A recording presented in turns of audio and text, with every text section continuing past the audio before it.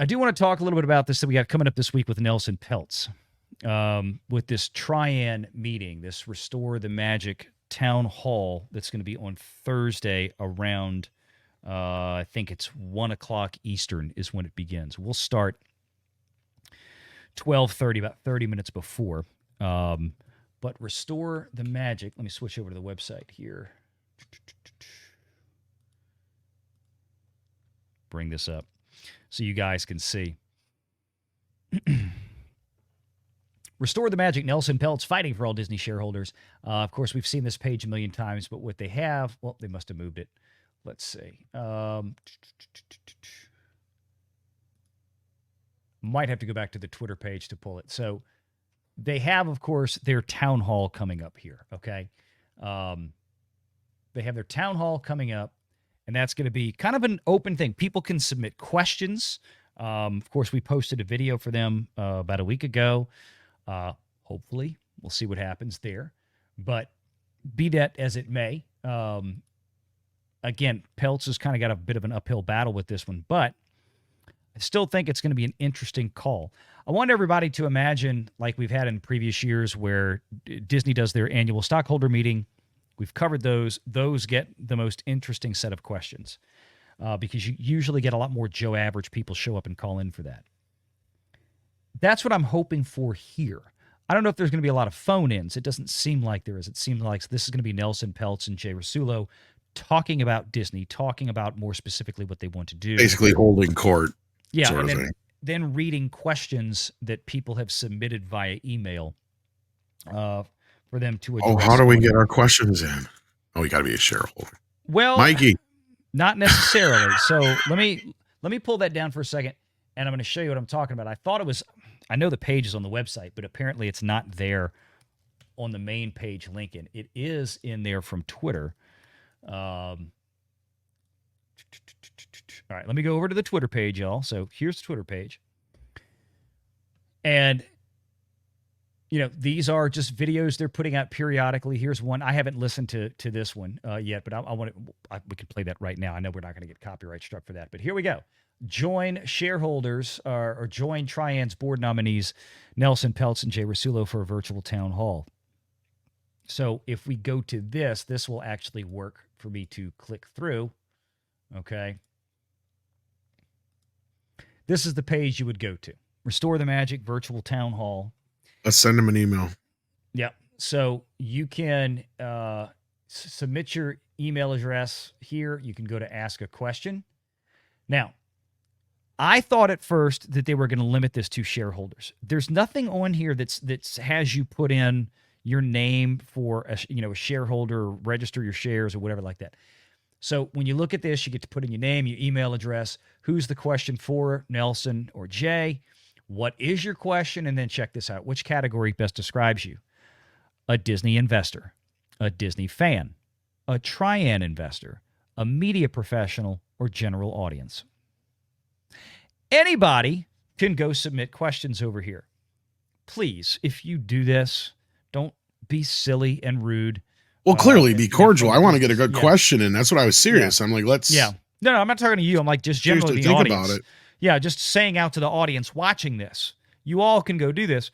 Just, be thoughtful in your questions. But it's available to anybody, apparently, as best I can tell. Maybe well, look at it this way. They're only going to have a limited time, so they're not going to go through every damn question. No, clearly. And probably so what they're going to have. You're going to be a smart guy. They're just going to ignore your question. You want to come up with a really good question in hopes that they'll answer it. I think what they're looking for is this. Let's say that they get 1,000 responses to this, just to make the math easy. And 250 of them are about the future of the parks and the performance, or how bad the parks have gotten and what can you do to fix the parks. Obviously, they don't need to answer 250 emails individually. They can say, okay, we had almost a quarter of you ask us about why the parks are failing and what can we do to fix the parks in the future if we get on the board. I think that's the kind of thing they're going for. Now, there may be some very specific questions out there that they want to address individually that are just really good. I hope that, and it doesn't have to be mine, but I hope they listen to that video and answer the question I asked about the movie studios. What are you actually going to do to fix the damage that has been done in the Disney studio system? The talent pool drain, the brain drain, replacing veteran talent with a bunch of new kids that they're hiring off of Tumblr and places like that, according to the Disney files over at Film Threat. I mean, all for the sake of diversity, equity, and inclusion. The older white guys, they need to go. They need to be replaced with more younger women, women of color, so on and so forth. I posted a picture a few days ago on Twitter. I don't know if y'all saw it. And I mean, the first thought I had when I saw the image, I'll go back to Twitter real quick. The first thought I had when I saw it was I laughed because it made me think of Alan Ng's article on Film Threat just a few days before that, where their source was talking about how Disney was firing veteran animators, slowly getting rid of all the running off, basically, just pissing them off so much that they'll just leave, and then replacing them with younger kids that they're hiring that don't even come from a background of actual animation education in college. It's just that they were doing some stuff on Tumblr. I mean, it's so silly, but I'm trying to go back and find it real quick. I know I'm close. Let me, oh, here it is. All right. So I posted this and I just said, good luck, Disney.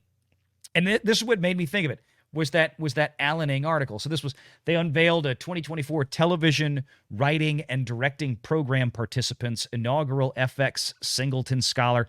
So I think it's kind of like looks like a student internship kind of thing, moving towards, maybe getting a full-time job.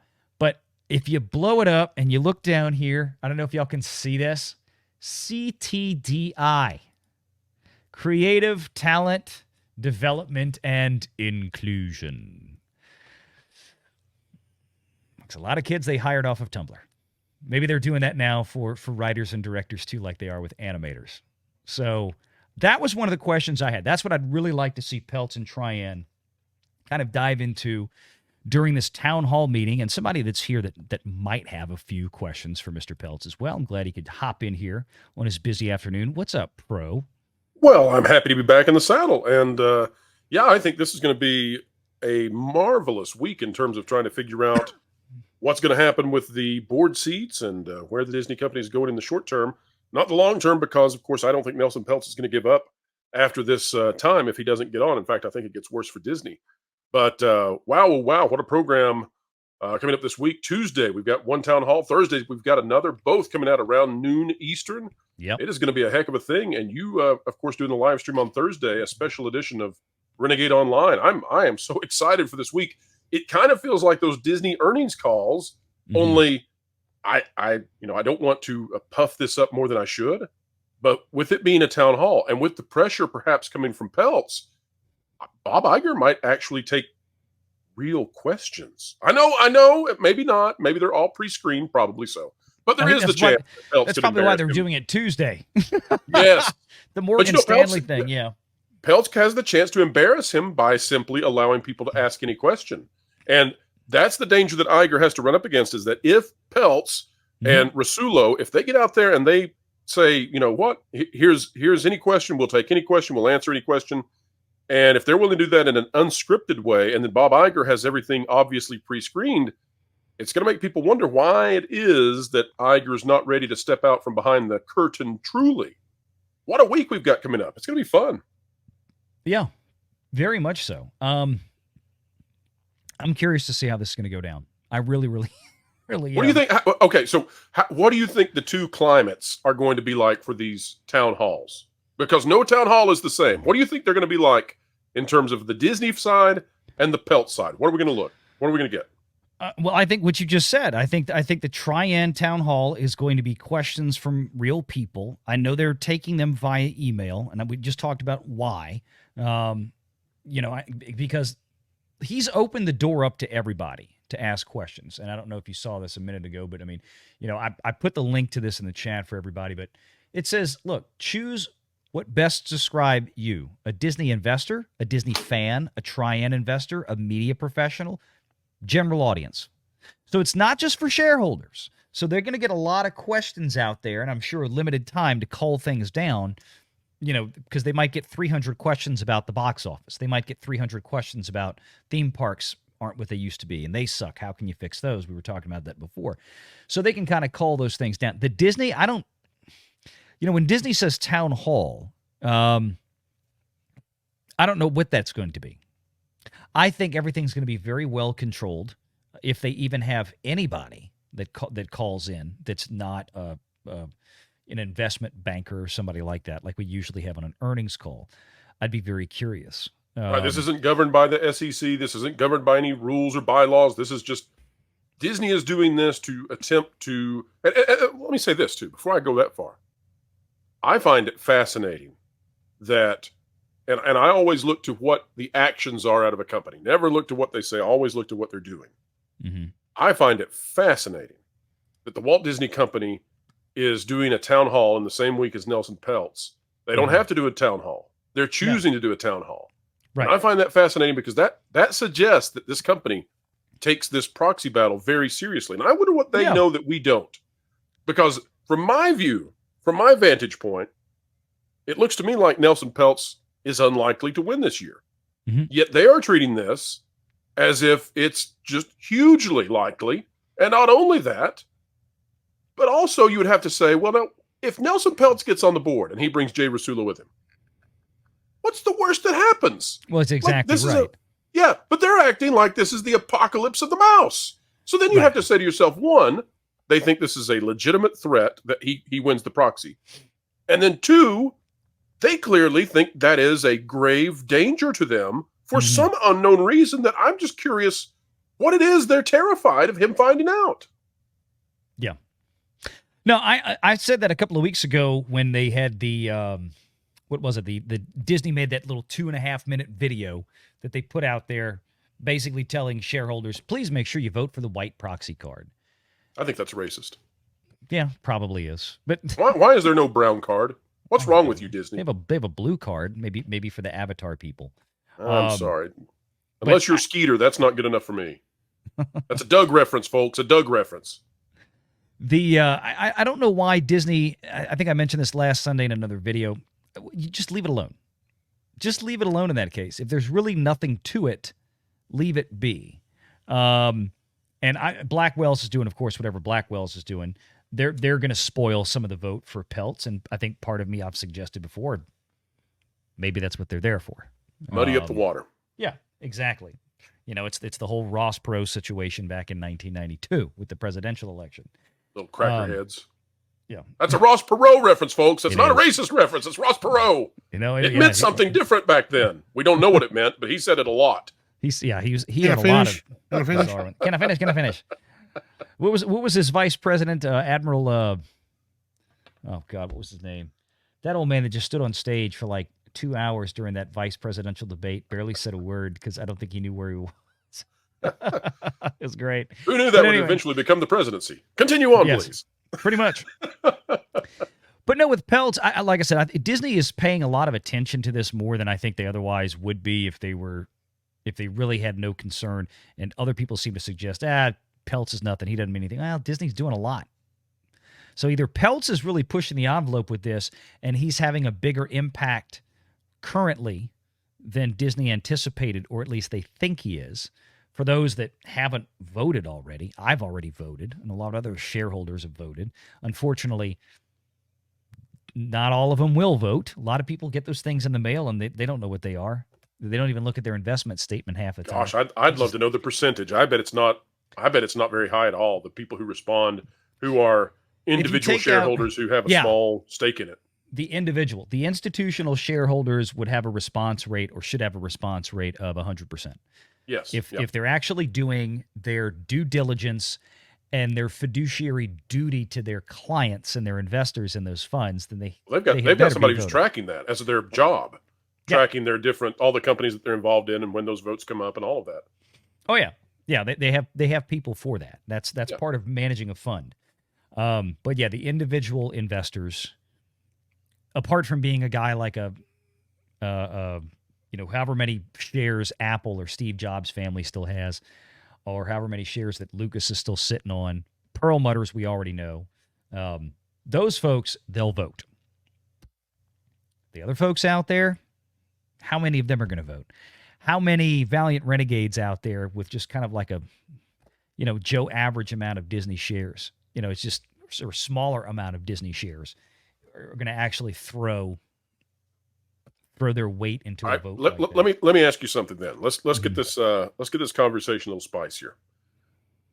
There is rumor right now that there is a large buyer who's been purchasing up quite a bit of stock. You probably know someone who's been putting that in my ear. I bet they've been putting it in your ear as well. Mm-hmm.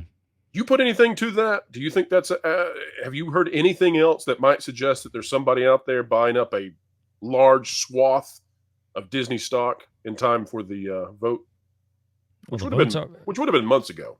Well, you would have had to have had the stock by February 5th, I think it was. Right. So, I mean, yeah, if you had it by then, sure, great.